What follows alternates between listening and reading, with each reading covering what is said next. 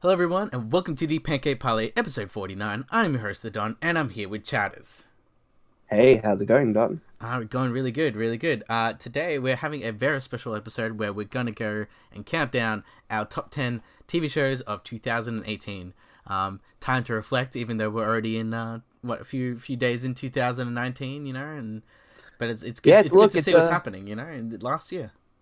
I was gonna say like it's a new year, but it's always good to reflect and see, all the good stuff that came out of 2018. Well, as much as we can try and extract out of it. Yeah, of course, because we had a few cancellations, obviously in 2018. Like one in particular that kind of hits me straight into the heart is Ash versus the Evil Dead that got canceled after 3 seasons. Praised by a lot of critics. I'm pretty sure it did really well when it came to viewership and things like that, and people liking it.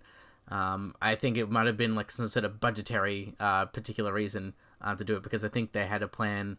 I think they said for like two or three more seasons to kind of like wrap up everything. And it's basically just hanging up of Bruce Campbell as Ash Williams from the Evil Dead series. They're probably gonna do like a reboot of it of some sorts. And yeah, I would really miss the show because it had that the magic of Evil Dead, where it's horror, but as well it's campy horror, and it's got like some fun bits in it, and it's just really enjoyable. Just think of something like Supernatural, but funny. So like R.I.P. Ash versus the Evil Dead. But actually, something that did also get cancelled, which is probably the biggest, talked about cancellation because everyone's like, "What's going on?" Is the Netflix Marvel TV shows. So that would encapsulate Luke Cage, Jessica Jones, and Daredevil, and one of them is on our top 10 list. But yeah, There's also the Iron Fist as well. Oh That's something else yeah, that oh also yeah. I got said I said cancelled. Jessica Jones, but let's be honest, she will probably get Yeah, cancelled. yeah, yeah. Jessica Jones, I don't think has been confirmed as cancelled as time of recording, but let's face it, I'm pretty sure Marvel is preparing to close shop up in the Netflix department, especially after the cancellation of Daredevil season 3, which I'm pretty sure was highly rated by critics and fans, and definitely was a breath of fresh air, especially compared to the quality of some of the other Netflix series, especially after Defenders. Like we needed a palate cleanse after that piling trash heap. Yeah, I think we talked Um, about it in extents like last year, or like the year before that. We're like, man, Defenders, why? Like yeah, it was like a build up for all this that didn't really make that much sense. it look, they made the DC mistake of trying to rush out a big co-op movie with all these superheroes instead of just letting them do their own thing for 1 or 2 seasons and then organically putting them together. And it just felt really forced. But anyways, for a more further in-depth review, refer to our old episodes of the Pancake Parlay, particularly about the Defenders. But the thing that's quite shocking is the fact that I think Iron Fist and Luke Cage, like they both improved in my opinion, compared to the first season, and I think a lot of fans, or like at least Netflix Marvel, watchers also agreed with that. Season 1 of Iron Fist was just trash, but then season 2 did kind of redeem the character a little bit more. Luke Cage season 1 was goodish, like for the first half, and it kind of fell towards the later It half. became And very generic and very like by the numbers, like very kind of semi boring. yeah, Around the exactly. last And I like think 5 episodes, I'm like, what is this? Yeah, and I think part of it was because of the villain change, right? Hmm. And then with season 2 of Luke Cage, I think I really like the villain. I like the kind of you know new style that they were going for. They introduced, like, I guess, kind of Jamaican culture and stuff like in that season, and how it also kind of contrasted like very differently to the typical African American culture that was already embedded in Chicago and stuff like that. Um, but yeah, like again, these series got canceled, and both of those series ended with a lead up to a season 3 of sorts. And yeah, especially for Luke Cage season 3, it just ends, and the ending for that is kind of like, oh, okay, is since there's not going to be a continuation, he just continues to spoilers. He becomes like the mob boss. So it's kind of like what? And yeah, it ends on like a point where it's like there's tension between like him and like his old neighborhood and all his old kind of friends, and it's like it's one of those things that will probably like I'm assuming it will get resolved at some point, probably like 3 years down the line or something like that. But like at the current moment, it's like just it just ends, and it's like, well, that sucks. Yeah, personally, I think the thing is again, Marvel's closing up shop. I think they're going to be doing their own kind of TV division on their platform. I think it's probably it hopefully has a Kevin Feige-ish character overlooking it and doing the same thing what they're doing with the cinematic universe, but in at a TV stage, right? I think that's probably the smart thing to do. Whether or not they're successful at it, that's a completely different thing. Because again, I'm not too sure how some of these kind of like exclusive TV services are going. Like for example, like the big things that's happening, I guess here in Australia is that anything Disney is now over on Stan, which is a big competitor to Netflix here in It's pretty Australia. much the only real competitor to Netflix over here. It's like, Yeah. because that's like in the US, it's a little bit weird because like they've got the DC Direct, they've got CBS Access, they've got Hulu and all that stuff, and we only have like Mhm. Stan, Netflix, and like the Amazon like Prime, and that's really it. Like Direct, that's really it. Yeah, exactly. And the thing is, when it comes to things like that, like when you do it in house, it starts becoming like everybody is paying for a particular TV channel, so to speak. So it's almost like everything's kind of going back to becoming like cable, where you're paying like 15 different subscriptions so you can get like the latest show, even though you want to just watch like the new Black Mirror episodes or the new Black Mirror season. But I guess that's the reason why you have the subscription kind of thing, so you only have to have it for like a month if you really want. But I think in the end, like it's going to be something where there's going to be oversaturation. But I look forward to all the new TV, and I'd love to see what the new Marvel interpretation of their TV shows is. Hopefully, it'll be better than Inhumans, Yeah, which once again, that was a thing that's already been forgotten type of thing because it's like yeah, it was that bad. It's like yeah, that's remember how like bad it was. people forget about like Thor 2 for example, or like Iron Man 2 and like the movies that were Mhm. bad in a sense. Like everyone's like, "Oh, don't talk about that," like Yeah, people forget basically. basically. Anyways, for that that's for that for now. And obviously we're gonna just rattle on our top 10 lists and things like that. But obviously, first they're like this is our list. Obviously, we haven't watched everything.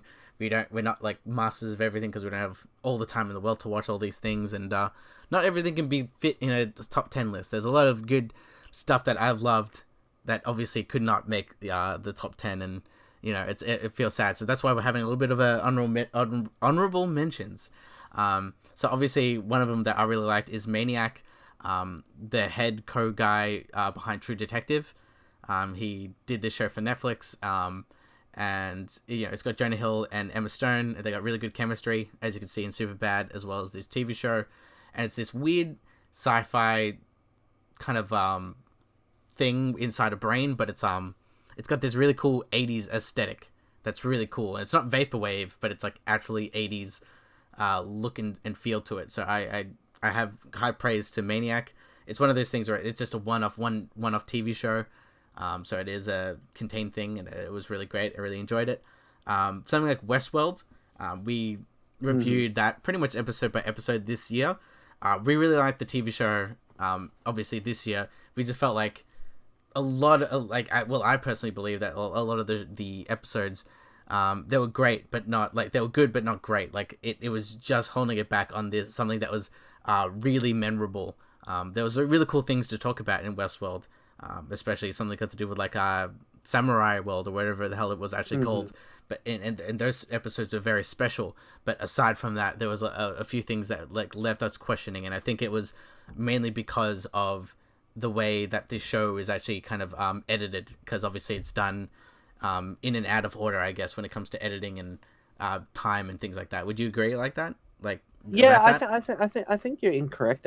Sorry, you're absolutely correct. I'm just like, wow, Um, you like the that. the contrarian. No. I think you're absolutely correct on. The big kind of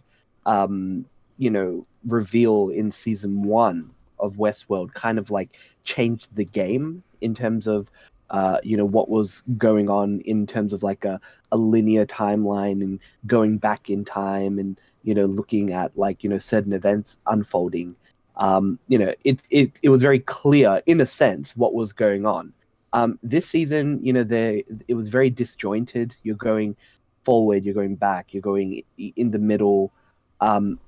A lot of the pieces, like again, maybe you need to have high IQ to follow Westworld, right? Like, make sure you watch all the seasons of Rick and Morty. But like, I think the thing is, the show has a lot of potential. And I think the thing is for Westworld, in my opinion, it should have finished with a season two, and it kind of feels like they're stretching it for a season three. Because I think the story of Westworld should have been finished within 2 seasons, especially after the events of the first season. At this stage, it almost seems like they're just stretching it out and trying to have a franchise that will get eyeballs on it and watch times and people to watch. But I didn't hear that big of a deal about Westworld. Even people who originally told me to watch Westworld did not watch season two of Westworld. So it just goes to show that it's not always word of mouth is a pretty strong indicator for a show's success sometimes. And I wasn't hearing any buzz about season two of Westworld, at least among people I know and online to some extent. Yeah. Like I will give like a few things with Westworld season 2 some credit. Like obviously I do like some of the characters and how they've evolved. Also in that particular point, there's also some characters that I don't like how the TV show is portraying them. I think the Maeve character, I think we've talked in depth with her, and like I think it's turning into maybe like her like perspective instead of I guess Arnold's perspective or things like that. But there's that particular way. Another thing that I did like about the show is the way it does frame the music as well, because you can hear some actual modern day. It does what the first season did, where it has a modern day music, but it's done in the theme of like a the Westworld theme. The Westworld type of thing, and that was really cool, and I really enjoyed that, and just exploring like I guess how to make a theme park out of these AI computers was very interesting to see. But like every like I think it really got it, but those are like the small ideas, and then when you look at the big picture of what the story they told and how the show was going, I felt like that's the thing that they need to fix, and maybe even the presentation of how they present Westworld, because obviously I feel like now it's kind of a gimmick that they're doing the whole back and forth type of thing. Yeah, well, again, like it's not to say that I'm not saying that the whole season two is trash or anything. But yeah, there's a lot of like you said, like good moments in Westworld. It's just like again, the story is found wanting. And so, I think it will give them, again, we're going to be having some other HBO shows that take our attention next year. So it will give them some time to come up with a good script, hopefully. Yeah, absolutely. But another show, another show that, I actually didn't get the opportunity to watch, but I know you've watched, is The Haunting of Hill House. This show created a huge buzz and did really well in the Netflix rankings.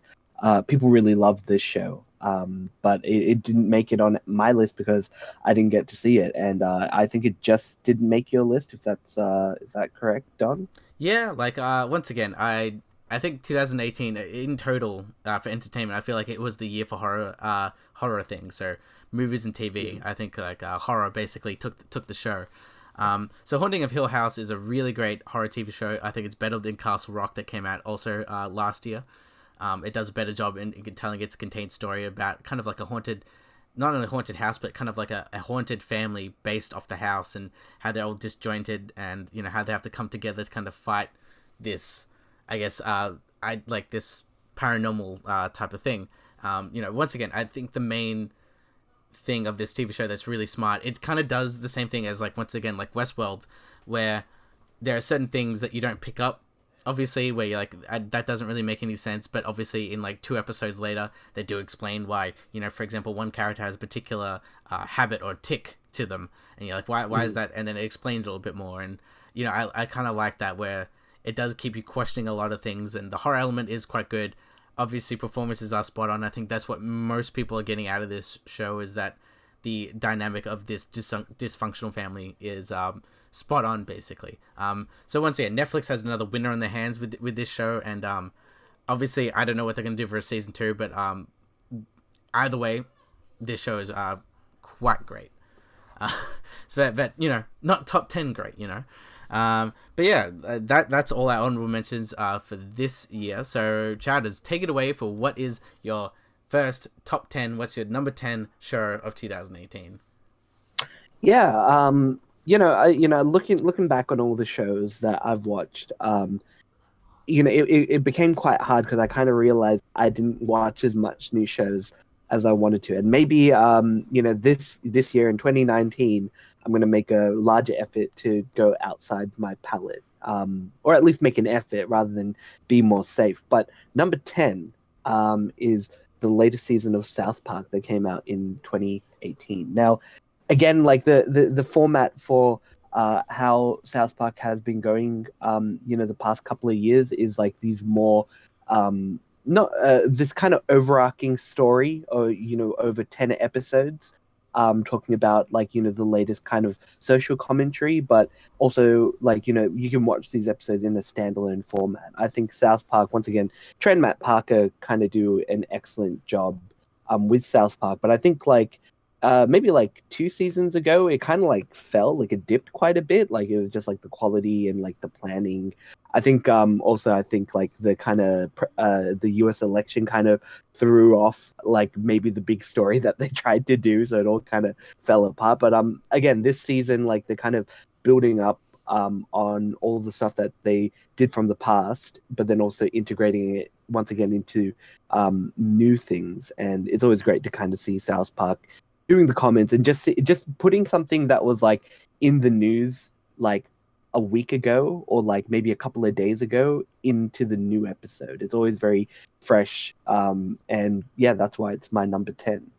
What about your number 10? Yeah, I was just about to mention, South Park always seems to be on the trending topic, and it's just kind of the way they work. But yeah, my top 10, or my number 10, is a show that I gave so much praise at the start of the year, and I will defend this hill no matter how long it takes, is the Heathers 2018 TV show. In the spot, I came to have fun, dressed to the nine, so they know I'm number 1. Fat kids can be popular. The preferred term is body positive. What about the Asian kids? And the genderqueer? Bang! Obviously, the gays and Jews are over. She looks like if Jim Henson got in one last puppet before he died. Gosh, Heather. Super mean way to treat the mentally challenged. Jesus. Who is this? I'm JD. I like your whole rebel thing. Let's snort Adderall. Make out. This is obviously based off the 1989 cult hit classic called Heathers, where it's just kind of about a popular clique where it's a bunch of girls kind of fighting the kind of school in a sense of like who's popular, who's not, what type of trends to do, and things like that. And this does that, but in a 2018 reboot and look at things where, it's not like what you see in media these days or something in the 80s where it's the nerds, the jocks, the cool girls, and the ugly girls. It's kind of a semi-role reverse where it seems like the jocks of the school have no presence being there, and they're being told that they're stupid and idiots and things like that, all the way to a lot of just general stereotypes. Essentially, it's like 13 Reasons Why, but instead of being all dramatic and so serious, it's very like more like lighthearted and very kind of it is dark comedy kind of. It does touch on a lot of touchy subjects. There is a school shooting episode, and I think that is the main reason why a lot of people probably haven't heard of this show, is because I think it's supposed to come out in February, got cancelled, and like I think it fully premiered in like October for the US audiences, but for some reason Australian people got it a lot earlier because I know, no school shootings here. But once again, I love this show. I love the acting. I love what it's saying and portraying. It has a really cool neon look to it and style to it. It does have the same tone as something like Scream Queens, where it's like over the top, where killing someone or something is not really seen as like this horrific accident. It's more just seen as like a thing that you can shrug over. But yeah, aside from that, I do love this show. It does have some really amazing creativity. For example, there is one episode that is done. It's not really done in one take, but it's done in a first-person perspective, all in one first-person perspective. And I think it's like episode 7 or 8.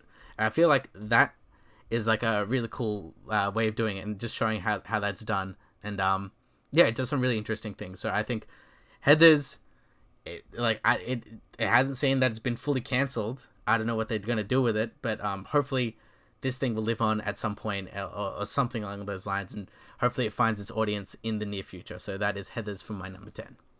I was going to say, is there any kind of news about there being like another season or anything like that? Like, I'm not too sure how the show ends or whether they can do another season, but like, is there any future for this TV show, or do you think it's gonna kind of come out in like another iteration? Well, that's the thing. It's like I don't think it wouldn't come out in the same iteration of the same cast.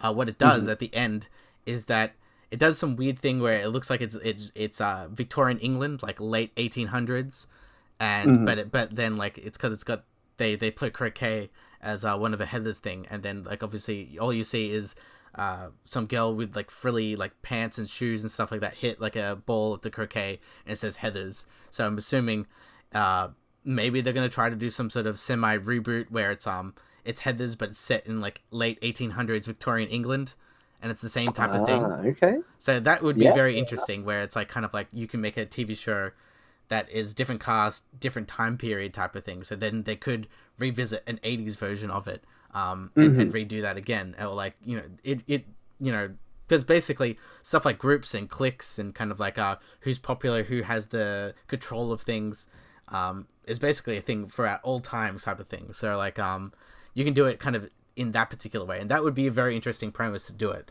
And I think that's probably the only way to really do it these days. But once again, I think Heathers is one of those underrated the TV shows that will maybe be forgotten, but I hope that a lot of people, like at least a few people, pick it up and say that's a gem that no one really talks about. Fair enough. So yeah, I guess what's your number 9? Yeah, my number 9 is BoJack Horseman. You want to get better and you don't know how. I'm not someone therapy works on. I might be too smart. Would it kill you to smile? You say you want to get better and you don't know how. Is this like an AA thing? No, I don't need AA. This is going to be a sensational season of television. It's confusing, which means the show is daring and smart. I think I can handle exactly this amount of complication. Now, this show isn't for everyone, because again, it kind of deals with a lot of kind of dark humor. It kind of deals with a lot of issues such as like depression, anxiety, and things like that. But I think BoJack Horseman, again from Netflix. I haven't actually looked through and saw like how much of the shows we're watching are from Netflix or other kind of streaming services and that. But I think Netflix is doing a pretty good job, and I think BoJack Horseman is another one of those shows that it has that again kind of touches you appropriately, not inappropriately. Doesn't harm. But that's a joke that BoJack would do. Yeah, exactly. Right. Like it's one of those things, where you can kind of understand where things from the character is, but it's also kind of set in this kind of over the top Simpsons-esque world. Again, BoJack Horseman, the main character, is a former actor from a really popular TV show, who's trying to make it big and trying to be a good person, but because of the Hollywood lifestyle and his upbringing, kind of leads him to do stupid shit and get up to shenanigans. The cast is colorful. There are a lot of issues here and there with in some episodes, but in others there's like one particular episode that I really like where it's two therapists talking to each other about what was happening in their day. And it's basically them having to disguise the identity of the characters, but it's really like the characters that we know, BoJack and maybe, Mr. Peanut Butter or something like that. And they're telling the story from their perspective. And it's really cool because, again, it switches up the narrative. But then there's another episode where it's BoJack, he's giving a speech at his mother's funeral. And the whole, like, I guess, like, 50 minutes or like maybe 20 minutes, I forget how long the episode is, but like the whole episode is just him doing like almost like a monologue slash speech story about like stuff that he's going through, and the whole episode's like that. But it really opens up in the exploration of the character and what he's going through, even though they kind of do something really simple as they wouldn't have had to animate much that episode other than maybe make him walk around, the background the same, it's just him moving. It kind of reminds me of like those like really smart films that they make that it's really simple because it's like one location, like Phone Booth, right? Like they don't really Phone Booth, you would say like Reservoir Dogs and things like that. Yeah, like they're not going too far, but like the premise is very like tense and narrow. It's kind of interesting the way sometimes the show is formatted, and it keeps everything very interesting. Again, whether or not, like, the thing is, it's more of the same, but I like what I get out of BoJack. So, but that's the reason why it is also lower on my top 10 list. Now, what is your number 9? My number 9 is Atlanta. I think I put this on my top 10 list of new shows that I liked from 2017, and 2018. Atlanta still takes the spot as a recurring force, I suppose. Like what Donald Glover is kind of doing, because he's kind of the creator, the semi-writer. He's the star of the show. It is something kind of like I wouldn't say like it has comparisons to BoJack in the sense of the characters, but it does have the sense of it in the sense of creativity, as you mentioned before, with the monologue scene to. The monologue episode all the way to like disguising the therapist and things like that. It has that type of feel to it where a lot of the episodes, they do focus on one particular thing, and it kind of explores that theme. A lot of people will talk about the Teddy Perkins episode, which is just a random kind of creepy horror movie. It kind of feels like a Get Out like semi story, but there's really cool stories that you see, and it doesn't just follow Earn. Which is basically Donald Glover's character, who's trying to help his cousin, who's like a rising rap star, and he's trying to be the producer, trying to book gigs and things like that. But like obviously they fall in that whole gangster lifestyle. His cousin, he's trying to get him out of it, and then there's all these like things that people have to deal with. For example, there's one episode where it just deals with Donald Glover's character's Earn's girlfriend. And kind of like they think they're at Drake's New Year's Eve party, and the whole premise of them is like her going out with her friends to this New Year's Eve party, trying to get a picture with Drake, and like what it takes to be on Instagram and things like that. Like it's a lot of this show is a lot of deconstruction of not only like rap culture, but as well as just I guess black culture, but done more in a in-depth way. I feel like Atlanta does it. Atlanta is kind of taking the spot of something like Louis, Louis C.K.'s like a comedy show. I feel like Atlanta's kind of done that, but more for the music industry, where it's very much this deconstruction of a lot of things and really understanding these characters and things like that. Like basically, because the main cast is just really great and how they work in dynamics, and I really enjoy it because for example, Zazie Beetz. She's in this show, and that's how she got her fame, and that's how she got her role as Domino in Deadpool too.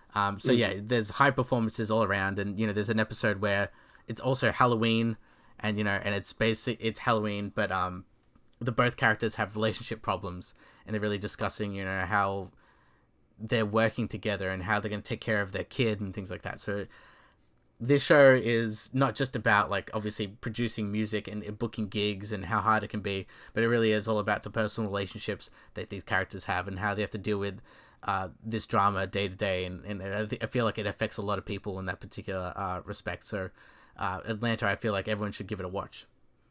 Yeah, I mean, it is definitely a show that I want to eventually get on because, again, it's a show that people have been telling me, "Hey, Chowders, you got to get on and watch this show." And I'm like, all right, I'll put on the back burner. But yeah, I've heard nothing but great things, and I am a really big fan of Donald Glover. Yeah, absolutely. But I guess moving on, I'll mention my number 8, which is Supergirl. Again, a show I actually did not expect to be as good as I as good as I think it is, right? Because again, this list is subjective, but I think, in terms of what makes a good TV show or a good movie, is sometimes taking risks and maybe trying to do something that is outside, maybe something that's comfortable for the audience, or maybe comfortable for what a show usually does. And I think and exploring new territory. And I think Supergirl really does that this season. At the end of the previous season, the big reveal is, there's a clone of Supergirl that was made that landed in Russia. And the big kind of thing is, okay, so they're going to do like a communist Superman kind of, story, but for Kara. Something simplistic like that, doing a adaptation for the Red Sun. But it all kind of also evolved into like a bigger thing where they're also exploring obviously I think it's a reflection of, I guess, the political standing in America at the moment. And they're doing it through the lens of a superhero comic. They're talking about aliens, which I think obviously is a metaphor for, I guess, aliens as in foreign people from a country.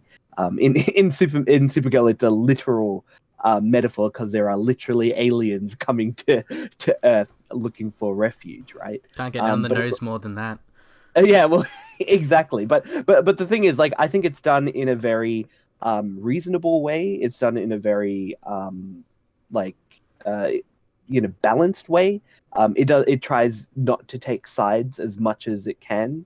And it does, and even it makes probably one of the best villains that I've seen in the CW kind of TV show universe, Agent Liberty, who is essentially a villain. He got his own episode this season, which I think is probably one of the best episodes in Supergirl, where it's basically this man who originally was open to the introduction of aliens and being open and stuff, but then after a series of events where we had alien invasions from season 1, earthquakes and even more alien invasions, leading to them losing their factory, the family factory, losing their house, his dad dying. It all kind of culminated into this villain that I think I was very surprised that they put this much thought into the creation of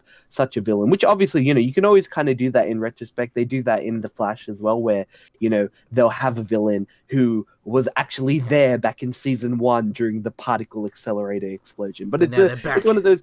Yeah, but it's one of those kind of really cop-out things because it's okay, well, what were they doing for the past 4 or 5 seasons, right? Whereas with this, it's it's explained, during season 1, he was here. Season 2, he's here. Season 3, this happened to him. And then season 4, it all kind of culminated into him being this villain. Now, the thing is, I don't think he's going to be the final villain. They might have this whole thing about him being controlled by some other entity, maybe in Russia, who knows?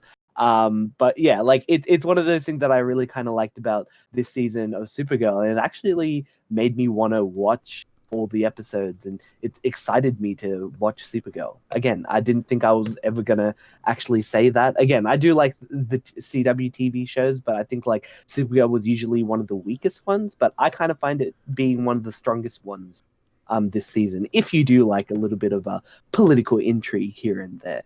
Again, Supergirl, it's really nicely done, and I look forward to the continuation of the story in 2019. And I do recommend you to watch it, Don. Even if it's just this season alone. Yeah, I think I might jump on the bandwagon because I remember this was a NBC show or whatever, and then CW picked it up and we'll take care of it, all right?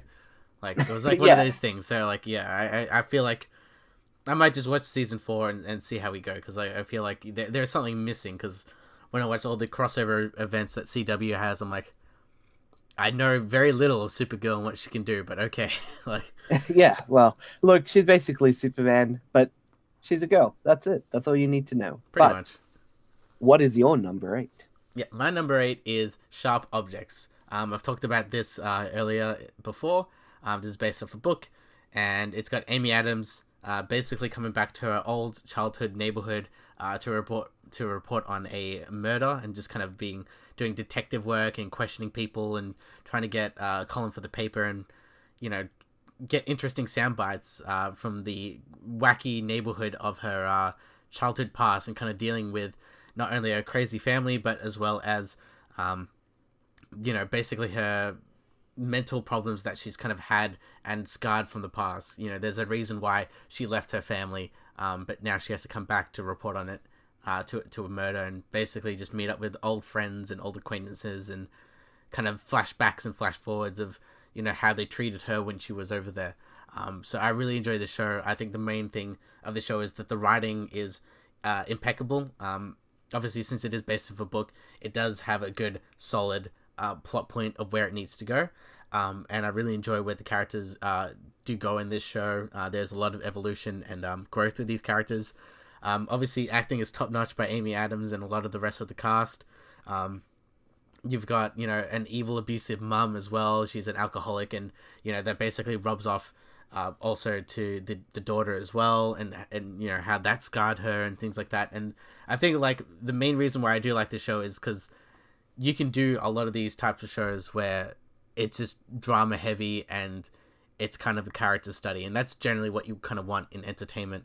And this is like top notch. Like this could be, this is basically a high caliber drama movie, but it is disguised as a TV show. So I highly recommend people watch Sharp Objects. It does really cool atmosphere things with the small town, the small country town that they're in, and it has this like look and feel to it. I think I said it before, but it kind of reminds me of something like Twin Peaks, where there's residents in the town that are really weird and off-putting, and there's not something quite right about it. But it's just you to discover it, and just you being along with the journey with the character, and just understanding where these characters are coming from. So I highly recommend everyone watch Sharp Objects.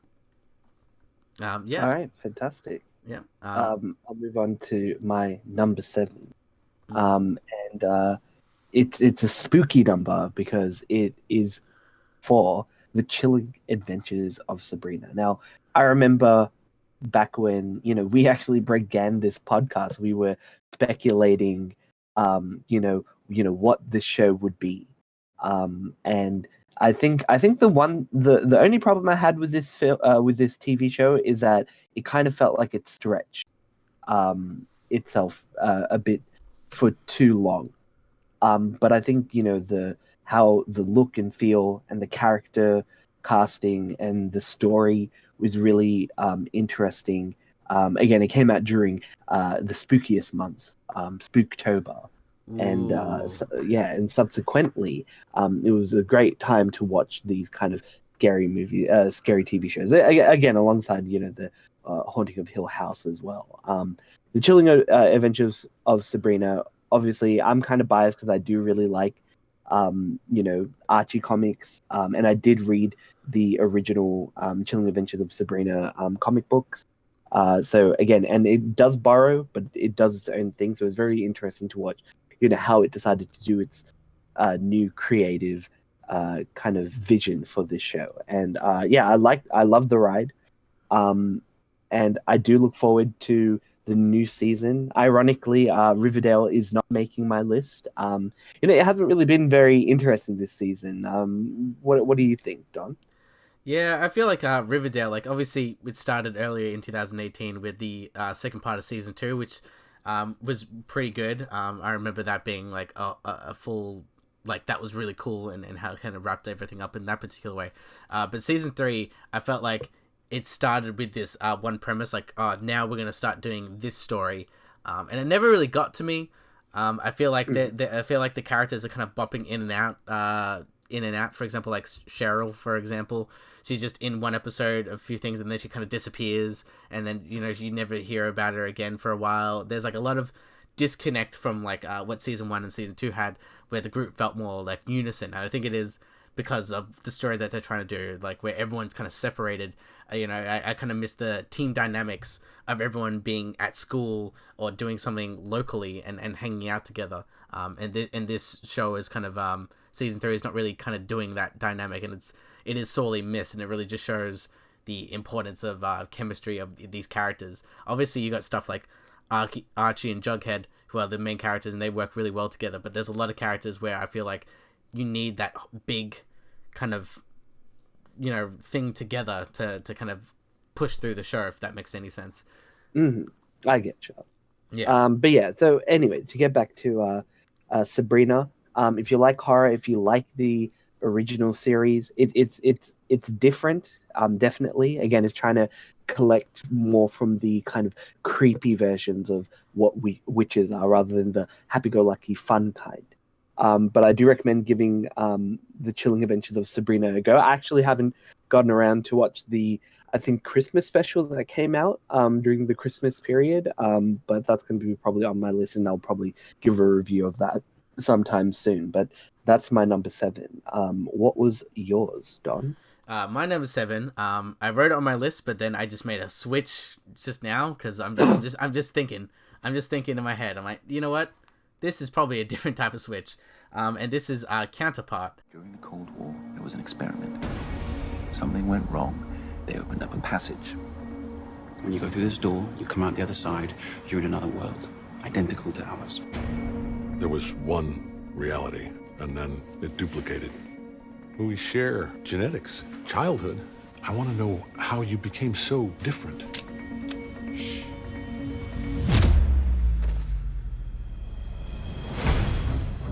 A kill order came out from my side, targeting people on your side.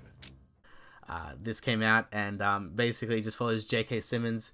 He works for a government agency, and he kind of finds out there's an alternate parallel dimension to ours, and it's kind of been open for quite a while. And basically, they're trying to stop and it's basically a back and forth kind of guerrilla warfare kind of thing where one dimension hates the other dimension, and most people don't know about these two dimensions. And it's a kind of really cool kind of setup where there is these two dimensions, and how things would change differently if like one or two events were different in our world, and how things would be different and how we would act. So I feel like that premise is really interesting from the get-go. And obviously it's set in this whole espionage type of world where it is about like since they work for the government and things like that, they have these kind of things here and there that they need to uncover and information. So it's got this spy thriller but also sci-fi type of vibe to it, but it's very grounded. Obviously it is sci-fi, but it is set kind of like modern day, so there's no like plasma guns or anything like that. So this show is just very interesting in the premise and how it goes. And obviously it has a good setup for season 1. Season 2 is actually pretty much already just started, so I really can't wait to watch the rest of this show, because I feel like it's one of those shows that probably by the end of this second season, everyone's gonna be like, have you heard of this show called Counterpart? Like, it's really cool, and let's watch this show. So like I really enjoyed Counterpart and my time with the characters of this show. Yeah, it does kind of really remind me of really cool shows such as like Fringe and Orphan Black, where you have, in Orphan Black it's less to do with alternate universes, but it's more to do with like you have characters playing different, actors playing different versions of the same character and having them interact. There's a lot of like kind of meta acting that they have to do, especially if they have to like pretend to be a different version of themselves. It's like, it sounds simple, but when you think about it, it gets pretty complex. It's kind of like that level of kind of thought that goes into kind of DC Comics and how they do a lot of kind of alternate Flash meets regular Flash, and it makes for like an interesting story. It is definitely a show that I'll be picking up very soon. Absolutely. But I guess moving on, my number 6 is actually higher on Don's list, so we're going to actually move over to your number 6, and we'll get back to it a little later. Yeah, absolutely. Yeah. So what was your number 6? My number 6 is Better Call Saul. Obviously, I'm a big fan of Breaking Bad. I still think it's like the top 3 TV shows that have ever been made. Creators, Vince Gilligan is one of my top creators of all time. Like, I feel like it's him and the 2 guys that are ahead of Game of Thrones are pretty much the top of their game when it comes to TV. So Vince Gilligan and his style of Breaking Bad and script writing all the way to the camera shots, he does it, brings it back pretty much for a fan favorite character called Saul, basically. And this show is kind of his progression through him being a normal lawyer, you know, that's down on his hopes type of thing and trying to get a job, all the way to where you see him in Breaking Bad, which is a kind of sleazy, dirty lawyer of sorts and kind of plays dirty. And this season, I think it follows a lot of, for example, a lot of Breaking Bad stuff. There is a lot more attention done on other characters that were kind of, I guess, about the Mexican cartel and Mexican cartel and things like that, as well as the drug trade. But also, I feel like this is, by the end of this season, this is as close as you've got to Saul, as because his alternate personality is Saul Goodman. So that's how close you've kind of got to it. And I think by the next season, basically we're just going to get the start of him being a crooked lawyer and him kind of doing these you know, helping criminals do his you know, do cases and things like that. Because before then, you know, for three and a half seasons, we've kind of been battling with him being like, I don't want to be a crooked lawyer, you know, I still have a heart, but I'm still trying to scam people, trying to make money, trying to help everyone around. And I feel like by the end of this season, he was like, I'm done with it. Now it's the progression of that. So I'm actually really excited to see where the next season goes, because it's a good setup from where he's going now. Obviously the acting is amazing. The cinematography is really great. You know, it brings back a lot of key characters that people really love from Breaking Bad and put them in Better Call Saul. So it's kind of like, it's a really good extension to it. And, you know, it doesn't feel like a really shitty spin-off. You know, this is taking the time and care as like any other regular TV show. So it's not just a regular spin-off. This is a real proper sequel or like prequel to Breaking Bad. So I feel like everyone just needs to watch Breaking Bad, then call Better Call Saul, or watch back and forth. Either way, it still works, and these shows are really great. So I highly recommend people watch these shows. All right, fantastic. All right, so